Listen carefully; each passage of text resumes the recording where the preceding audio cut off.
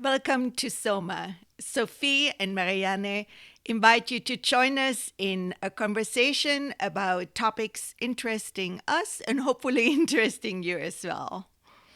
Looking forward to a conversation with you all. So, are we ready? Are we ready? Yes, we are. Okay, deep breath. Hey, Sophie, how are you? Hi, Marianne.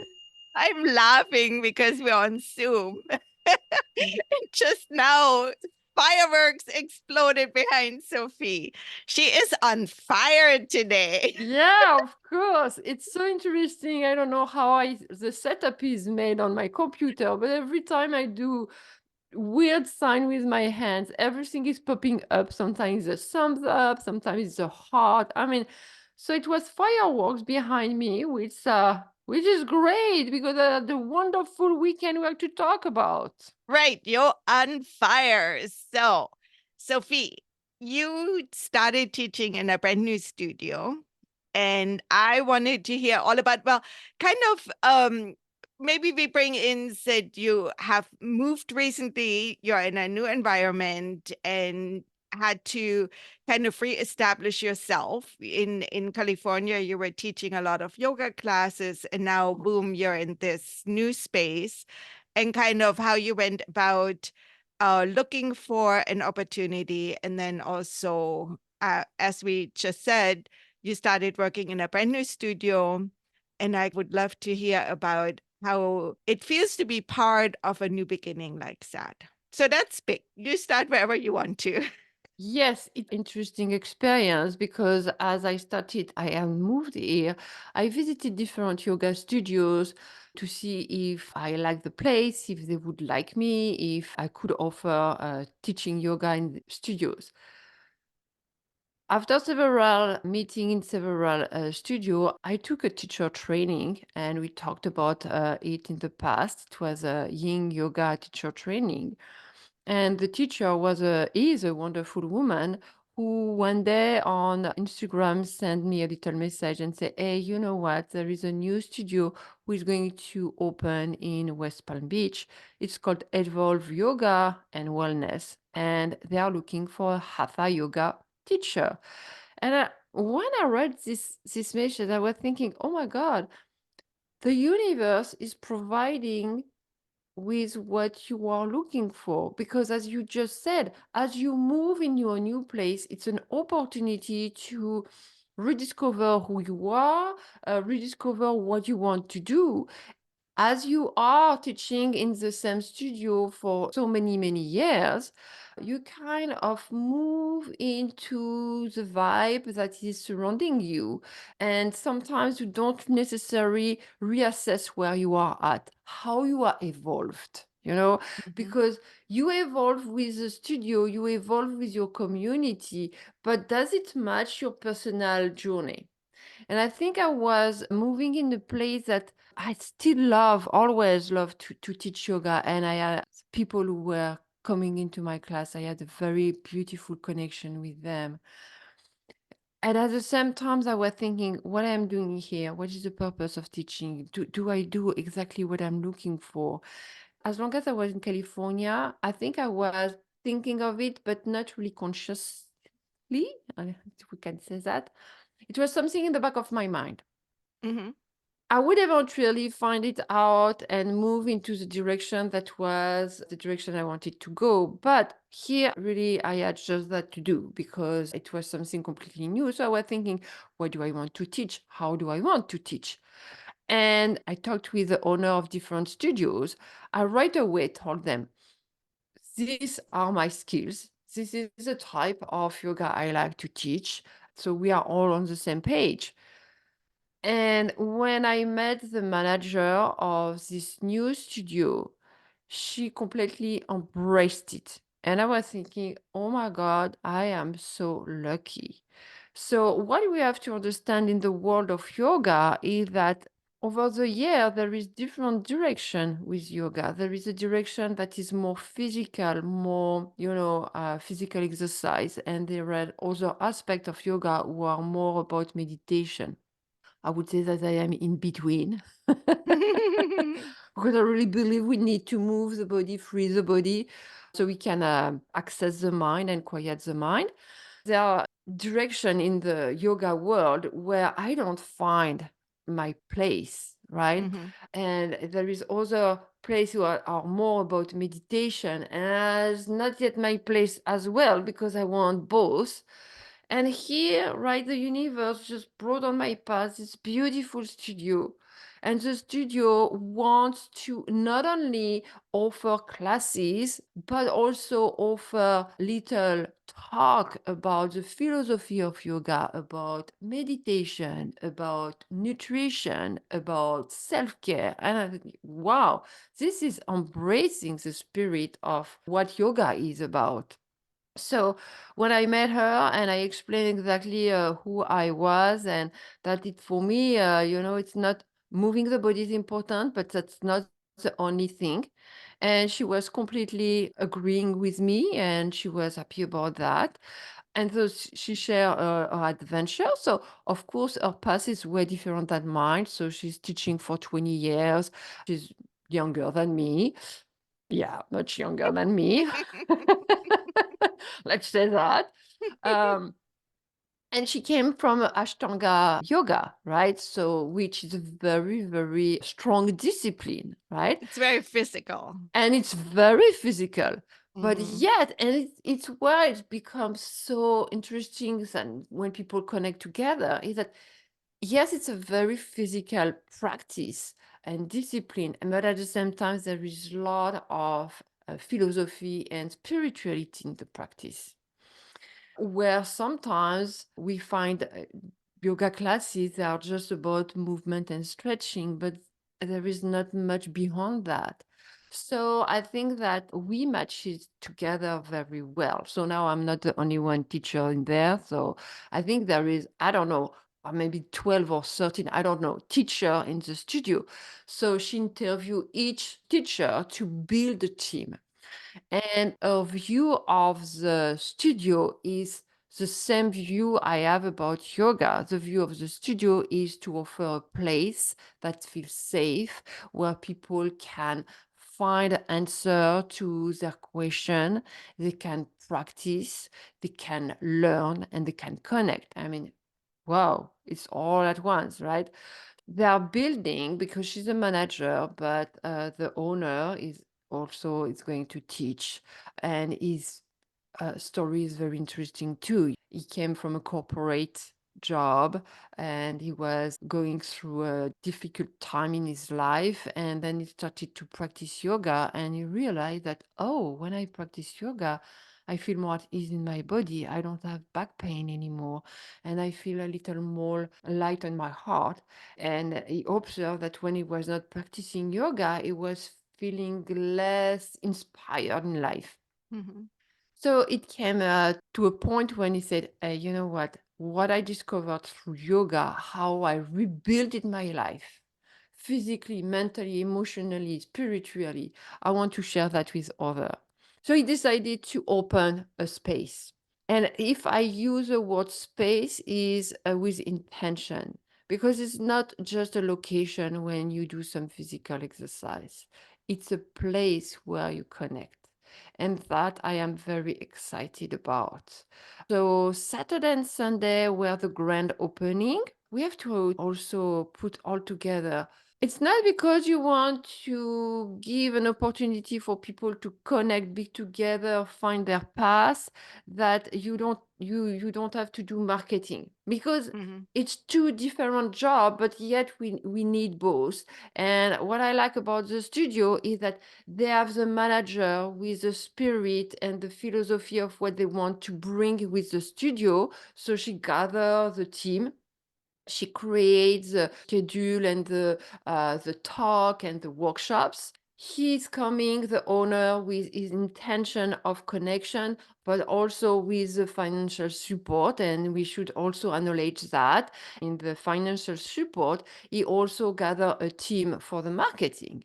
It very different skills to teach and to market. Absolutely, Yeah. absolutely.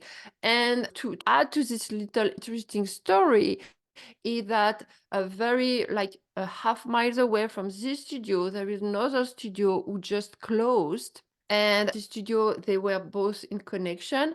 And the studio that is closing is because the owner actually took over after previous owner, like 3 years ago. He thought that being owner of the studio, he would have more time to teach and create and be with his student. But he said, in reality, when you own a studio, you are 1/3 of your time you can teach, but 2/3 of your time you do the marketing, Yeah. right?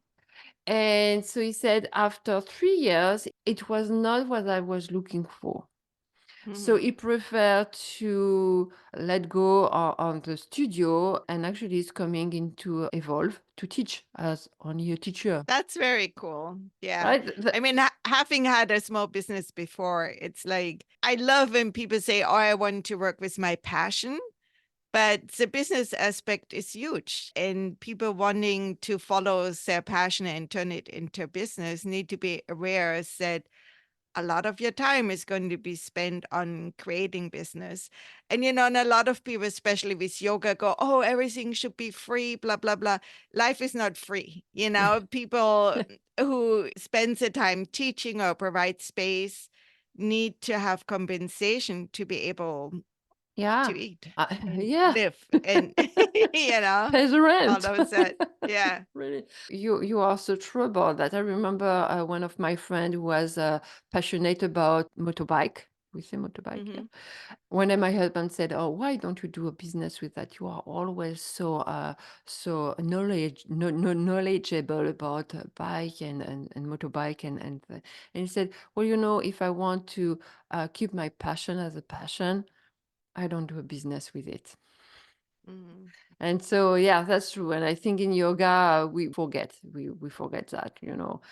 Anyway, so this weekend was the grand opening, and I came on Saturday because of this marketing team helping them to promote the space, the studio. We had a nice turnout, a lot of people coming. They were curious, and what I like about it is that for someone like me who is a little bit introvert, I was just outgoing on that day. I don't know what was with me. So anyway, I was just saying hi to everyone and explain about the different type of yoga we were offering and the other services, and I was guiding them, and then I taught a class, so that was wonderful to have a lot of people. Just for the audience, I like to teach Hatha Yoga, what is a very slow paced type of yoga when you hold the pose between 30 seconds to 1 minute with breathing exercise. Also, the lead tendency, what I see in different yoga studios here and also in California, is that the flow, the pace. Right. So it Hmm. become a little faster and faster, and you repeat the poses several times in the class. So that was very interesting for me to teach a Hatha Yoga class, which for me is what I learned 25 years ago. For me, it's not an evolution. It's like more like the flow yoga. It's more an evolution of what I learned. And at the end of the class, there were students coming to me and say, "Hey, you know what? I never took a Hatha Yoga class before. So it never gets faster." I said, "Well, not in this style, and it's okay. It's Yeah. okay." Because I also think that the slower we are, the harder it is on the mind because the mind Yeah. start to charge. It, I don't like this pose. Oh, it's hurting in there, right? So when we have pace that is a little faster, it might be easier to focus on one way, but in another way, we don't develop resilience from the Hmm. mind, right? So that was a very interesting story. So this week I taught 3 classes already, and I had a little talk about what is prana and where are the bandas or the lock that we have, the energy lock we have in the body. And it was wonderful to talk with people who were curious to learn more than Hmm. only practicing the poses. Hmm. So, yeah. I want to say some quickly about the vinyasa flow or whatever people call it. I feel a lot of people talk about being hurt doing yoga. And I feel that Mhm. happens in the faster classes because no matter what you say, when you tell your students, please follow your own ability in your own space, hardly anybody does it, right? People look at the teacher or the student in front of them and try to do the same reach or the same depths. Yeah, people get hurt trying to go too fast. Yeah. I have done it to myself doing like a power yoga sequence where I just ended up going too fast and not paying attention to my shoulders. And then I had an injury and it set me back forever. So when you holding the poses longer, you practice body awareness, figuring out what's going on here, what are you doing? You have more time to assess what's going on, definitely. And I'm not saying that flow is bad or anything because it has its place and it's fun and yeah, yeah. Absolutely, absolutely. Well, what I think is that it's always good to go in different type of yoga. So I remember in studio in California, I had students coming to my class to make sure that the alignment in their body was okay.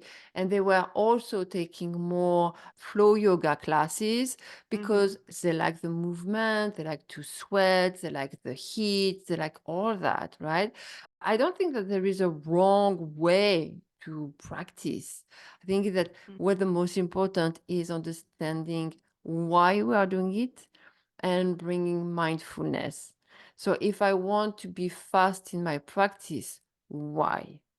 If it's because it's helped me to access part in my body or just to build heat in my body or build stamina, that's great. Really, I think that the main question is that when we decide to go into a yoga studio and to take a class, why is that? So since I start to teach yin yoga, so yin yoga, it's even slower than hatha, right? Very Oh my slow. God. So like in 1 hour, you do six poses. Wow. Mhm. Um, there is that young woman who came this week in the class and she said to me, I'm pregnant and I'm looking just for me something that is gentle. So yin yoga, as I mentioned earlier, it's more on the fascia and deep tissue than the muscles. But I think there is also an awareness on her part that the speed will not fit her needs. And I think that's the way that we can think of when we look for yoga class. So yes, I'm very excited about this new studio because it gives me a place and I feel at home.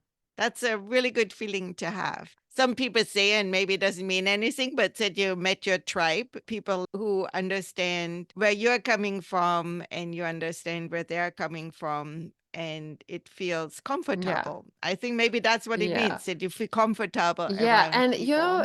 as you are saying that, it makes me think of another fact, yeah, that is important is that all the teachers that are coming in this studio, they are new to the studio, right? So, and we Mhm. are all teachers coming with different background, with different skills, right? And we see each other as part of a team. We don't feel like we are competing with one with another. Sometimes when you arrive in a new studio, it's difficult to connect with other teachers because they are here forever and they know their tribe. And so you try to find your place. Well, in Mhm. the past, it had felt that sometimes I felt not really in my place in studio I taught because I was different from the other teacher. But here we all come with our different background and we all accept and we embrace it and we smile at each other. And so, I mean, we say, well, you didn't smile before with the other teacher. Well, I don't know. I was feeling that sometimes with other teacher, there's some kind of an energy that was kind of, trying Like a, competitive a, instead a of, little bit, a little bit. Yeah. yeah. Yeah. So, but here, not at all. Not at all. And I was thinking maybe that the quality of the teacher, yes, but it might be because we are all new in this. Yeah, definitely. Like nobody has established a turf yet. I'm very excited for you, and it sounds like you're going to have giving some talks, and you're even going to do a cooking class Hmm. Yeah. eventually. which really kind of reflects what you always have said about yoga, that it's a lifestyle. It's not something you do, it's something you live, Yes, right? yes. Yeah, and just to add little advertising marketing right here, Yes. we do have a Patreon, and Sophie actually has posted. Why don't you tell us a few of the things you have posted regarding yoga for our patrons? Yes, on Patreon, you are going to find meditation, guided meditation about different topic, but mostly for self-discovery and quiet the mind and find inner peace. I post also breathing techniques, so it's a pranayama session. They are 30 minutes, and in those 30 minutes, it's really about all about the breath. But again, the breath is very powerful to quiet the mind or stimulate the body or boost the immune system. So there is different type of practice. And also because I think that nutrition is important, I post recipe and post a recipe about chai. Love chai. I like also to write some article about mindfulness, which is yoga, because yoga is being understanding the present moment and living the present moment. So it's all about mindfulness. So there's plenty of material in Patreon. Yes. And most of it is accessible if you're actually supporting us. We do have a free membership and we do post things for our free members as well. And so anytime somebody joins any tier of patron, of patron, I guess, and I don't know how the language is there, but then all the past things become available. So it's not just you get for the months you join, you have access to everything we have collected so far, and we're actively working on collecting more. So that's my story here. So do you want to say anything in close? I am where I am supposed to be. We can see a move like a challenging one, a challenging aspect in our life, and it is. It's also an opportunity. And I think that being here, it gave me the opportunity to redefine exactly what I want to offer to my students. What is it I want to share about yoga? Yeah, so that's really lovely to hear. All right, everyone. Thank you for listening and tune in for the next episode. Bye, Bye, Sophie. Marianne. Bye, Bye, everyone. everyone. Thank you so much for sharing your precious time with us. We love to have a conversation with you, and there are several places you can reach us. One is Instagram, Explore SoMa Podcast. That's mostly Marianne speaking to you there. On Facebook, there's a page, also Explore Summer Podcast, and Sophie is the one talking to you there. And then we have a Patreon account, Explore Soma Podcast, and both of us are hopping in and out, and we are really trying to build communities there. If you want to join us, we would love it. And of course, you can support us there, but you can also be there and be part of the conversation. If there is no money in your pocket to spare, we totally get that. Believe us, we have been there. Thank you so much. Take care until we meet again.